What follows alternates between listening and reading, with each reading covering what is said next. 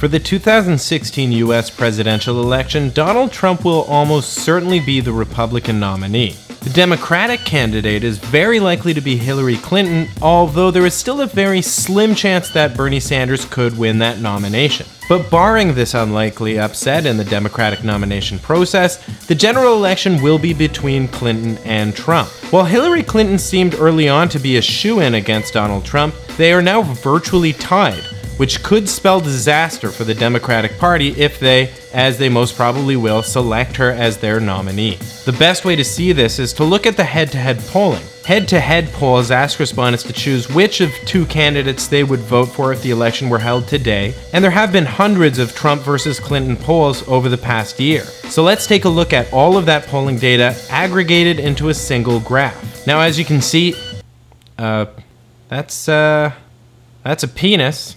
That's what she said. Can we pull up the real one, please? I guarantee you there's no problem. I guarantee. Okay, so this is the real one. The actual head-to-head polling graph of Clinton versus Trump looks like a dick. How fitting is that?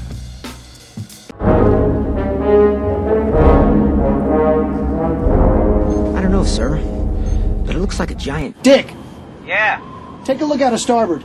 Oh my God, it looks like a huge Okay, let's take a second to just appreciate how fitting this image is, because it represents so much of what has been happening so far in this year's election process. It represents the way the media and the Clinton camp has treated her main primary opponent, Bernie Sanders. It represents Donald Trump's overall personality, not to mention how he made his money, and how he wants to treat Muslims and undocumented immigrants. Moreover, it represents just exactly what the Democratic Party might be receiving by selecting Clinton over the more electable Bernie Sanders. They might get screwed, that's what I'm saying. You see, some in the independent media, including myself, have pointed out that Hillary Clinton has some serious electability issues. We've been pointing it out throughout the primary campaign and have been largely ignored, not just by the Democratic establishment or the mainstream media, but to be honest, also the Democratic primary voters, who have so far thrown more support behind her. All the while, Sanders had better numbers versus Trump, and he still does today.